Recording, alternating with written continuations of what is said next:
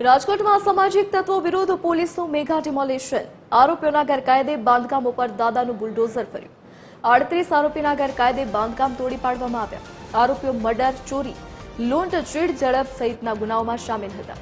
કુલ 2610 ક્ષેત્રફળ ચોરસ મીટર જગ્યા પર બુલડોઝર ફરી પડ્યું.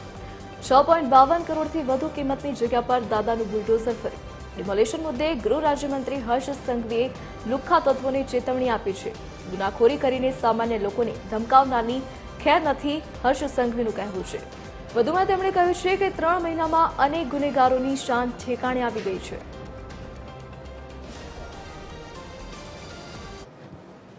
અને એ કબજાઓ પર કોઈ કે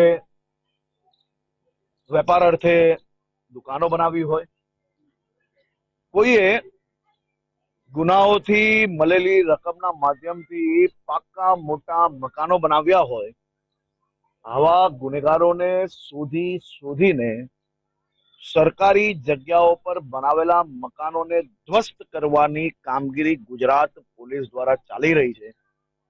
અને આપ સૌ જાણો છો કે ક્યારેય ગુનેગારો પર આટલા કડક પગલા ભરાયા હોય અને એ રાજ્યનું નામ અગર કોઈ ચર્ચામાં આવે તો એ ગુજરાત રાજ્ય છે. આ જે આરોપીઓ છે એમના 55 કરતા વધારે ગેરકાયદેસર બાંધકામ જે છે સરકારી જગ્યા ઉપર કરેલા છે, એમને આજે દૂર કરવામાં આવી રહ્યા છે.